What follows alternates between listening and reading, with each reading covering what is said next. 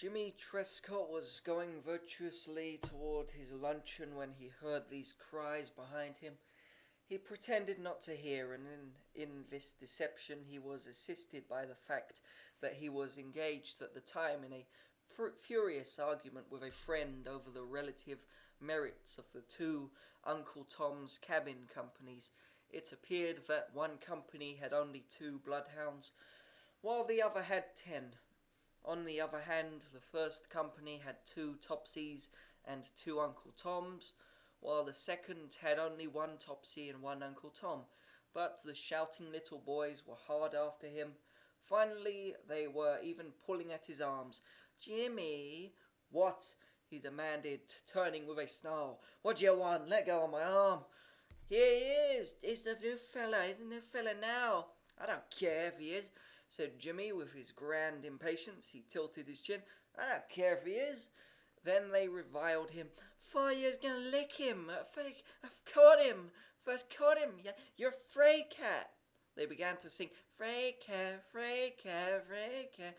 He expostulated hotly, turning from one to the other, but they would not listen. In the meantime, the hedge boy slunk on his way, looking with deep anxiety upon his attempt at Jimmy, against him. The hedge boy slunk on his way, looking with deep anxiety upon this attempt to send Jimmy against him, but Jimmy would have none of the plan. When the children met again on the playground, Jimmy was openly challenged with cowardice. He had made a big threat in the hearing of comrades, and when invited by them to take advantage of an opportunity, he had refused. They had been fairly sure of their amusement, and they were indignant. Jimmy was finally driven to declare that as soon as school was out for the day, he would thrash the hedge boy. When finally the children came rushing out of the iron gate, filled with the delights of freedom, 100 boys surrounded Jimmy in high spirits, for he had said that he was determined. They waited for the lone lad from Jersey City. When he appeared, Jimmy wasted no time. He walked straight to him and said, "Did you say you can lick me?"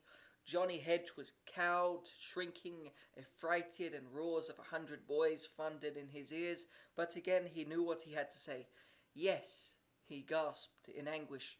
"Then," said Jimmy resolutely, "you've got to fight."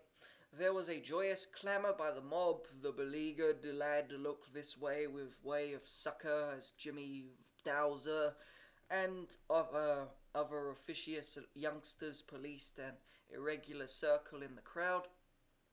He saw Jimmy facing him. There was no help for it. He dropped his books, the old books which would not do. Now it was the fashion among tiny Whilomville belligerents to fight much in the manner of little bear cubs. 2 boys would rush upon each other, immediately grapple, and the best boy having probably succeeded in getting the coveted underhold, there would presently be a crash to the earth of the inferior boy, and he would probably be mopped around in the dust or mud or snow or whatever the material happened to be, until the engagement was over. Whatever havoc was dealt out to him, he was ordinarily the result of his wild endeavours to throw off his opponent and arise. Both infants wept during the fight, as a common thing, and if they wept very hard, the fight was a harder fight. The result was never very bloody, but the complete dishevelment of both victor and vanquished was extraordinary. As for the spectacle, it more resembled a collision of boys in a fog than it did the manly art of hammering another human being into speechless inability.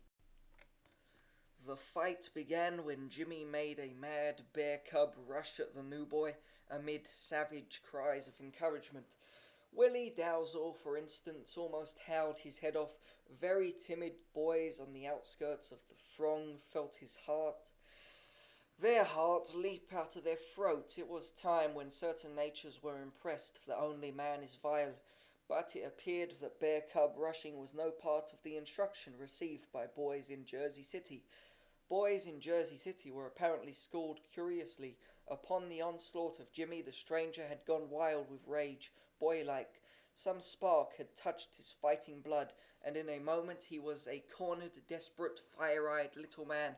He began to swing his arms, to revolve them so swiftly that one might have considered him a small working model of an extra-fine patented windmill, which was caught in a gale.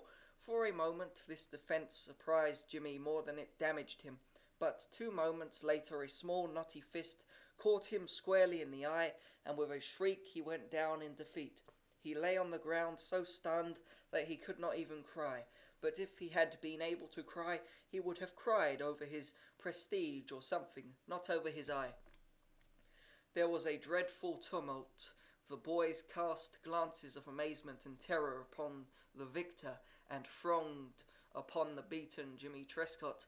It was a moment of excitement so intense that one cannot say what happened. Never before had Whilomville seen such a thing, not the little tots.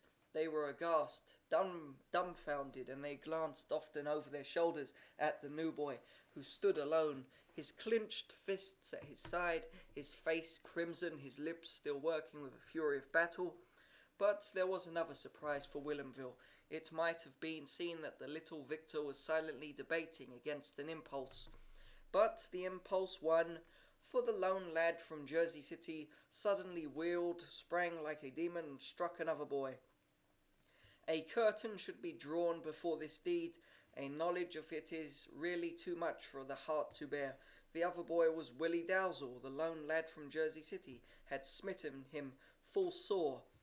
There is little to say of it. It must have been that a feeling worked gradually to the top of the little stranger's wrath that Jimmy Trescott had been a mere tool, that the front and centre of his persecutors had been Willie Dalzell, and being rendered temporarily lawless by his fighting blood, he raised his hand and smote for revenge.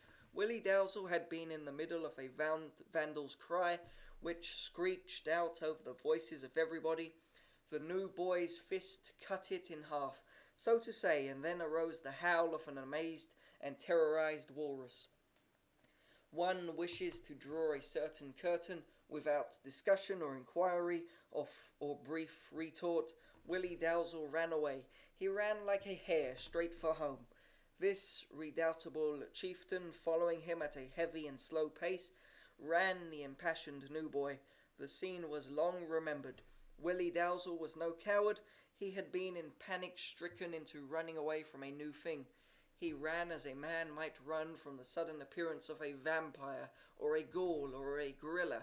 This was no time for academics. He ran. Jimmy slowly gathered himself and came to his feet. "Where's Willie?" said he. First of all the crowd sniggered. "Where's Willie?" said Jimmy again. "Why, he licked him too," answered a boy suddenly. "He did?" said Jimmy. He sat weakly down on the road. "He did?"